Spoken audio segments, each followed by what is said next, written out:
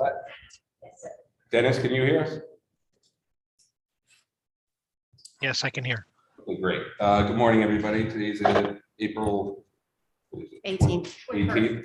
Oh, that's the memo. 21st, Sorry. 21st, sorry.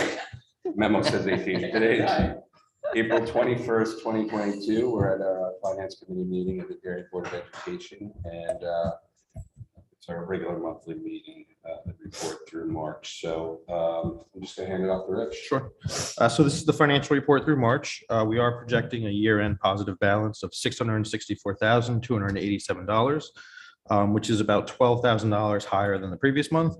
We do want to report that we did receive all the reimbursements for Storm Ida and Elsa as of the 19th, a couple days ago. So that's all in.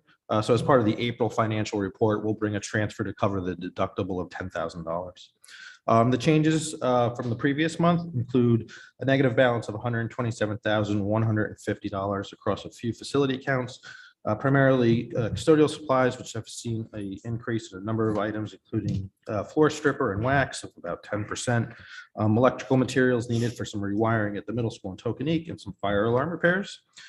We have reconciled our census through March, and we have some health insurance savings, a positive balance of $87,363.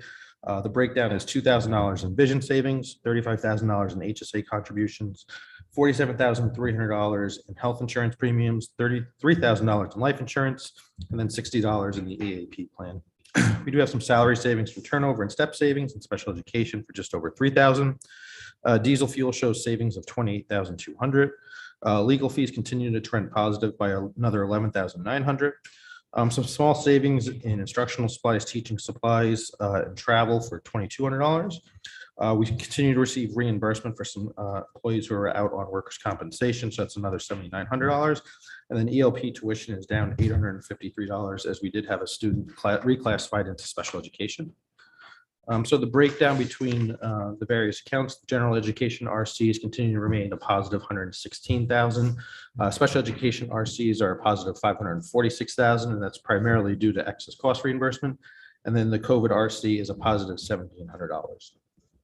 Just going through some of the changes in the various RCs, Fitch has a positive balance of $2,532, which is about $500 more than the previous month, and that is between travel, instructional supplies, and general teaching supplies.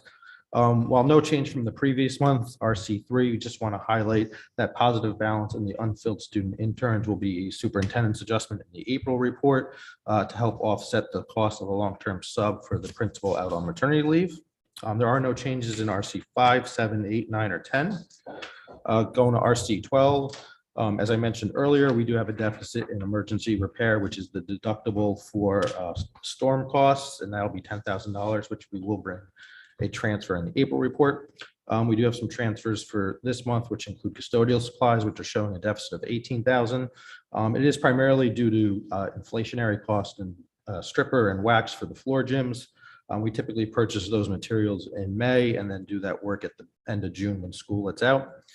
Carrot Grounds does show a deficit of $60,000. We have about $40,000 of irrigation repairs that need to take place for damaged rotary heads, valves, and other items, and then another $20,000 for services needed to contract out some mulching around the schools.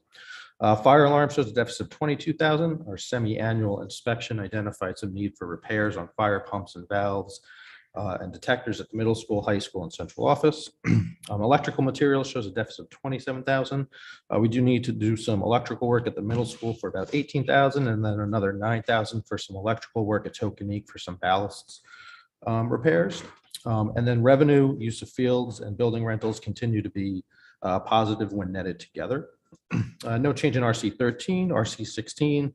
As I mentioned earlier, legal fees shows a positive balance of $18,250. The first 8 months of legal fees were less than budgeted. No change in RC18, 19, or 20, or 23. Special education, as I mentioned earlier, we do have some positive balance of about $3,000 to the turnover. And while no change from the previous report, I just did want to highlight the March 1st claim was filed at $3.4 million, which is about $200,000 less than the December 1st claim. We are still estimating an 80% reimbursement rate. That's not final yet. It should be final probably in a couple weeks. So right now we are projecting that the total reimbursement will be about $2.8 million or $547,000 above budget. RC 25 regular transportation shows a positive balance of 30,000. We did get a fuel credit from First Student, and we do have a locked-in rate this year of $1.77 for diesel. Health insurance is a positive balance of 87,000, as I mentioned earlier. We have some savings and some health insurance premiums as we had some employees leave and had some employees change plans. Workers' comp again is forecasted at a positive balance of 16,127 as we continue to receive reimbursements for some employees out on workers' comp. ELP tuition has a negative balance of 39,675. We did have one additional student from the last month reclassified to special education who was a paying student. And then in RC 28, we are not forecasting the need to buy any additional masks. And so as a result, the funds that were transferred in there earlier in the year, there's still about $1,700 left.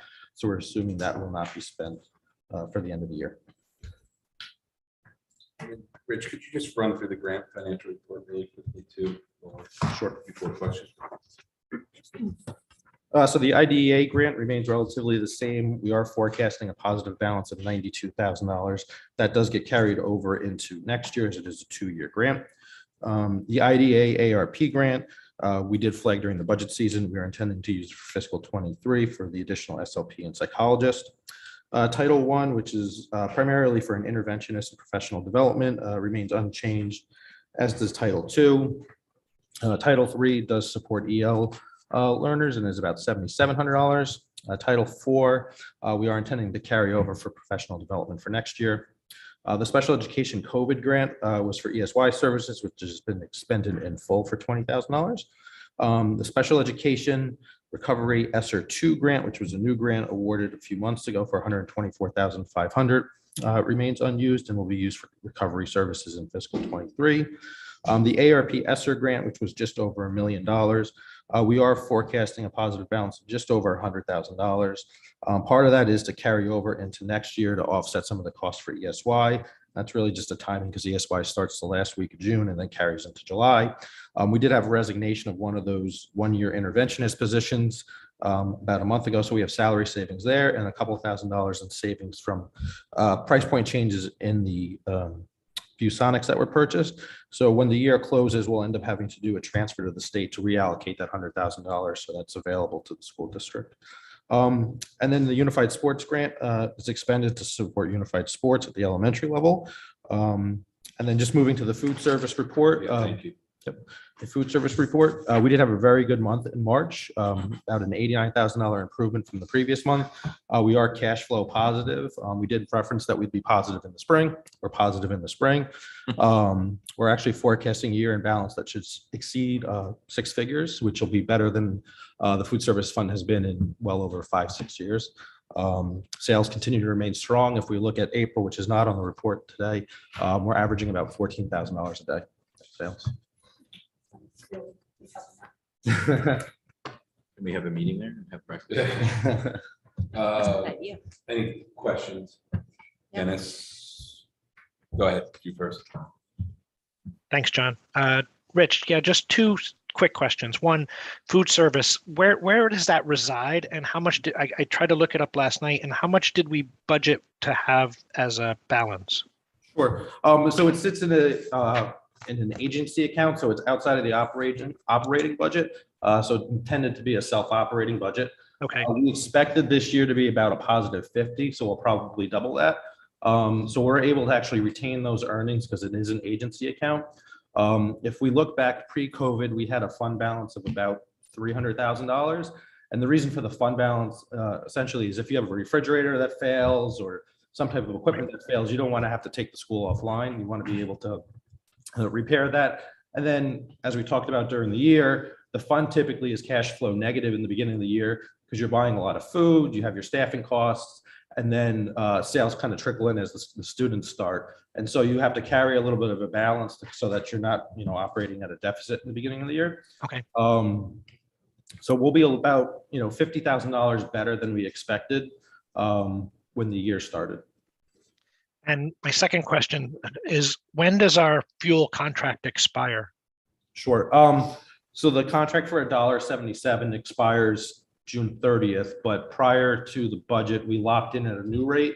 Obviously prices have risen, but we did lock in at $2.29. for oil and then for diesel. If we were to look at what we would get right now, we'd be in the threes. Yep. And so that contract is locked in until June 30th of 2023. Fantastic. Okay, thank you. And just one follow-up on the food. Was there anything specific that drove the rise in sales and, you know, the acceleration in sales in March? So one of the benefits is March is it is the 1 month where you don't have any vacations. So there's no spring break, there's no February break, So it's there's like no Black winter break. Friday for food service. They've also had the ability to offer a few more options. They do daily specials and they've been able to do a little bit more creative things. They did bring in a new chef. I think it was in end of January, beginning of February. So he actually came from a private restaurant in Greenwich. So he's brought a lot of, interesting ideas and proposals. We've actually seen a big spike in staff sales. And we actually offer lunch to town hall as a way for, obviously to, be good partners, but also it's another revenue stream for the district's food service fund. So they, they'll order just like somebody in central office or a teacher would order, and then it gets sent over to town hall. Great. Just Rich, they also took over the concession stand, right? They My did take mind over. is slipping. Yep, they Okay. did take over the concession All right, stand. good. That's added about $18,000 in revenue for this school year. Obviously, the sports that are on that main field is what generates it. So when games are at the oval in the front of the school, it doesn't really pay to open it because most parents and kids don't walk all the way in the back when the game's up top. But when you have activity actually on that, on the football field, they've had sales that have exceeded the middle school for a day. Yeah. It's been very popular, and Chartwell's has really, been pleasantly surprised at operating that. They were not expecting it to be that popular. And apparently the feedback has been very good. Is it open in the spring? As long as there's games down there. So we've had it open, I think, twice in the Okay. spring so far. Like your mic too. So having more lights will actually take more money off it. Well, potentially, if there are other games, just have to be there. Any other questions? I do. So the only other thing I mentioned when I was reading through this, I mentioned to Alan the other night is if we could, I thought it was more than it is, it's 22,000, but if we could coordinate with the town, the fire inspections, because I think if there's any real work that needs to be done, that should be built into the budget. So instead of in the middle of the year, coming up with 20, 30 or 40,000 of upgrades we need to do, I'd rather build it into the budget and say, can you do your fire inspections? Whatever time of year would work for building our budget. Sure. That was my 2 cents. Typically, they're not this extensive. Yeah, I thought it was 60, and then I didn't realize there's other sprinkler and irrigation stuff, but you never know, it could be. So I just think they should understand that if we need to invest, it should align. But just that item actually, just reminded me myself, actually, when I talked about that, the fire inspection, this is not actually the fire inspection, this is actually the sprinkler that's done So on it's a the- regular basis. It's a semi-annual inspection for the fire alarms, the Right. sprinklers, the carbon I monoxide mean, maybe it detectors. can't be done, but it was just a thought. So we do it twice a year. Something extraordinary that they found this time? They just found a lot of like smoke heads and like little pieces of like sprinkler heads that needed repairs. Okay. It just happened to be that the repairs are primarily like the high school and middle school where you have the majority of the equipment because they're the bigger schools. Central office has a little bit and the elementaries pretty much had nothing. So we budget. Thank you. We do have a fire. Yeah, we do have yeah, a- okay. Just- I didn't mean to take you off track. Good. It's just a little bit of extraordinary. Yeah. relative to the past years. Okay, and same with the sprinkler heads, was there anything different this year versus? I mean, we did have, I think it was earlier in the year, a car drove on a field, and so you damaged some, There you go. some sprinkler heads and things like that. Okay, any other questions? On RC 24, I know that our ECR variability has a lot to do with the state reimbursement rate, but have we run any analytics on sort of the number of students that we tend to, unexpected number of students? So for example, this year it's 6. Do we know how big that delta often is year over year, and is it significant to us? It's usually not that significant. It's, Yeah. usually plus or minus 5 kids. Okay, But what matters more necessarily isn't the number of kids, is if you get a really high needs student, that could drive a claim. So if you have one student that comes in of those 5 or 6, it's a $300,000 student, that is going to tick it up or down. okay. And then I had some questions on the grants. What you were saying about the ESER two special education recovery, can you just explain that again? We have an excess, so what is the plan with those dollars? Sure. So this was a grant that nobody really was expecting to get this year, and we got it in the middle of the year for $124,000. So the expectation from the state is that you use it for recovery services. Yes, So in talking to Shirley, it's primarily going to be used for contracted speech services, contracted OT, PT, things like that. okay, so what we just have to do is file with the state that we're going to use it differently than what we first represented, is that what you So said? no, that's for the ARP ESSER That's the grant. AR, so it's a okay, I different one. couldn't. So we did file and it's approved for recovery services. Any recovery. services. The key though is we don't want to file anything that's an excess cost eligible. So if an excess cost eligible hits the grant, then you can't claim it for excess cost. Got And it. so we really just have to parse it out. Okay, Since we didn't have that many non-excess cost eligible students right, for recovery services, we chose not to use that this year. And we Okay. focused the recovery services in the ARP ESSER grant. okay, Um, got it. That makes more sense, thank you. Okay, so on the EL services, I'm just curious from a trend perspective, are we finding that between what we've budgeted and what we have in the grants, that we have sufficient for that category? Do we have any concerns there? So the grant is primarily like PD and some, some materials and things like that. And then we have some materials in RC 19. Uh-huh. As of right now, it's been under budget. We haven't really had a need to transfer any money in. We haven't had a shortage at this point. Okay, thank you. Last question is the Unified Champion School Grant that we've been looking at it for a while, but I'm just curious. The grant is to Oxbridge, but is it available to students who All are, the elementaries, yep. all the elementaries can Yeah. participate? So they've bought things like T-shirts, Okay. some basketballs, things like that. Thank you. Those are my questions. Thank you. Okay, any other questions before we go to transfers? Yeah, Rich, go ahead. Sure. So there are 4 transfers. The first is for $22,150, and that is for the fire alarm repairs that we talked about at high school, middle school, and central office. We are recommending taking that from the diesel savings. The second transfer is for $60,000 for some irrigation repairs and maintenance for Care Grounds. We are recommending taking the funds from the savings and health insurance, as well as diesel savings and some workers' comp reimbursements. The third transfer is for custodial supplies for the inflationary cost of some items, and we are recommending taking those funds from the savings and legal fees.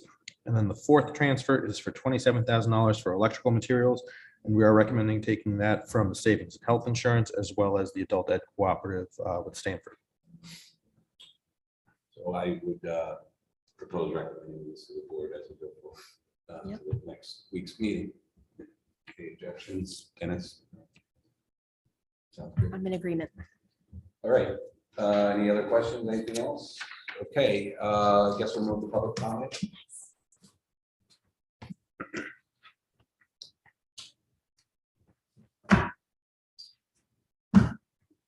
There's no one in public, so if anyone on Zoom has comments, please raise your hand.